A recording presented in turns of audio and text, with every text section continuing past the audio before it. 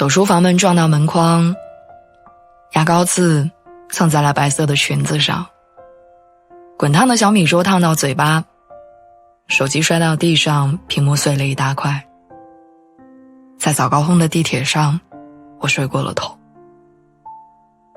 上班第一天的早上，我经历了诸多麻烦，我就像泄了气的皮球，积攒了2天的斗志昂扬，在那一刻全部不见了。坐在工位上的那一刻，我收到男朋友发来的信息，对话框那头的照片里是一地碎玻璃，他打碎了我刚买回来没舍得用的4位数爽肤水。男朋友因为粗心大意而犯过的错误，在那一刻就像电影般在我脑海中一帧一帧一帧地闪过。我让他买洗衣液，他买成洗洁精，我和他约好下班在地铁汇合，他继承了在公司楼下集合。我对猫毛过敏，结果他喂完流浪猫没有洗手就直接跟我接触，导致我身上起满密密麻麻的红色疹子。就连订机票，他也能把往返的地址订反。或许是我一时口不择言伤到他，他开始埋怨跟我翻旧账。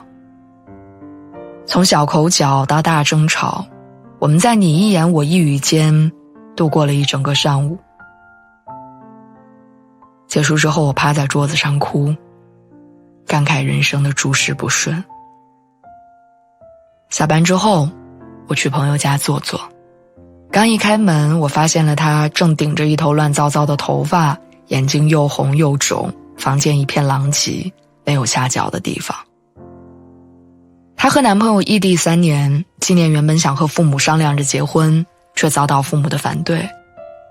理由很简单，父母不舍得唯一的女儿远嫁，想给她找个本地人。男朋友知道之后，一时心急，跟她闹着分手。屋漏偏逢连夜雨，最近疫情又遇上公司裁员，她被迫失业，更没有了与父母争取的底气。我看着朋友的样子，突然觉得自己的烦心事儿算不了什么。虽然男朋友常常犯错，但起码他每天都陪在我身边。我们没有受过异地恋的煎熬，也没有被父母阻挠。或许我的工作琐碎而疲惫，但起码踏实稳定。我凭借这份工作过上了规律而有趣的生活。所以当我们定义自己的生活不幸福的时候，或许只是夸大了生活中没有那么完美的小部分，而否定了自己手中拥有的大部分。就像我曾经看到过的一句话，没有比较的幸福是空洞的抽象的，比较出来的幸福才是具体的实在的。与身边的人比较，你会发现没有绝对完美的生活，但也没有真正跨不过的坎儿。或许你的烦恼在别人看来是甜蜜的负担，或许他人的压力在你的心里也不过是小事一桩。与某刻不那么顺利的自己相比，你会发现日子在一天天变好。